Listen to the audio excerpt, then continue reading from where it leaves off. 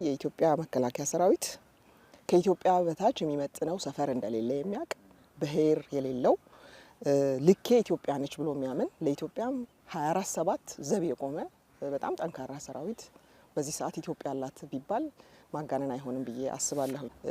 ውትድርናን በስልጣናና በቲዮሪ ብቻ የሚያውቅ ሳይሆን በተግባር እየተፈተነ ያለ ወደ ኢትዮጵያ የሚቃጣ ማንኛውንም ኃይል መመከት የሚችል ቁመና ያለው ያልነበሩ አዳዲስ አደረጃጀቶች ተፈጠሩበት።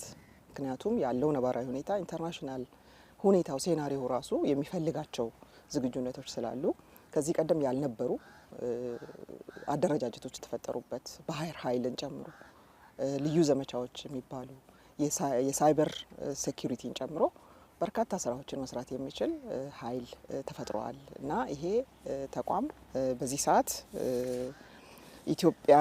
በኢትዮጵያ የመጣ ማንኛውንም ጠላት በጀግንነት መመከት የሚችል ቁመና ያለው በኦሮሚያና በአማራ ክልል በተከሰቱ የሰላም መደፍረስ እና የጸረ ህዝብ እንቅስቃሴዎች የክልሉ መንግስታት ባቀረቡ ጥያቄ የመከላከያ ሰራዊት ባለፉት 2 ዓመታት የተለያዩ የሰላም ማስከበር ስራዎችን እየሰራ ይገኛል።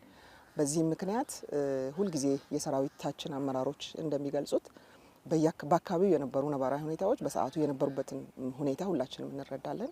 በዚህ ሰዓት ግን እነዚህ ሁኔታዎች ወደ ነበሩበት የተመለሱባቸው ቦታዎች በጣም ሰፊ ናቸው። በተነጻጻሪ አካባቢዎቹ ሰላምና መረጋጋት የሚታይባቸው ህዝብ ተረጋግቶ ወደ ልማት ስራ የገባባቸው ሁኔታዎች ናቸው ያሉት።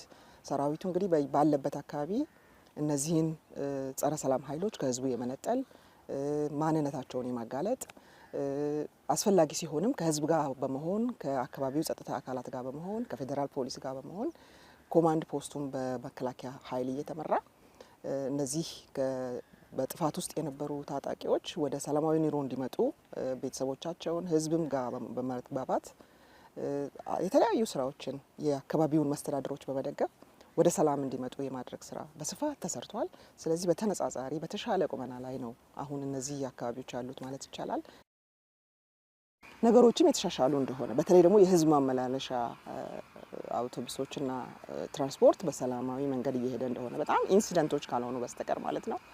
ትልልቅ የሚባሉ አገራዊ ፕሮጀክቶችም በሰላም ባሰብነው ጊዜ የተጠናቀቁ እንደሆነ ይሄ እየሆነ ያለው ሰራዊቱ በከፈለው መስዋዕትነት ነው። እንደምታውቀው በጣም ትላልቅ የሚባሉ ከጅቡቲ ተነስቶ ህዳሴ ግድብ አንድ ትልቅ የዛ ማቴሪያል ለማድረስ የሚወስደው ጊዜ ከ2 ወር በላይ ሊሆን ይችላል። ሰራዊቱ በእግሩ ጭምር ያንን እያጀበ የሚያደርስበት ሁኔታዎች ሁሉ ተፈጥረው እንደነበር አሁን ግን ነገሮችን እየተቀባበለ ማድረስ እንደተቻለ ማዳበሪያም ቢሆን ከወትሮ በጣም በበዛ ቁጥር ነው በአማራ ክልል ዘንድሮ የተሰራጨው። ይሄ የሚያሳየው የተሻለ የሰላም ሁኔታና የማቴሪያል ሞቢሊቲ እንዳለ አንዱ ማሳያ አድርጌ ነው እኔ የምወስደው።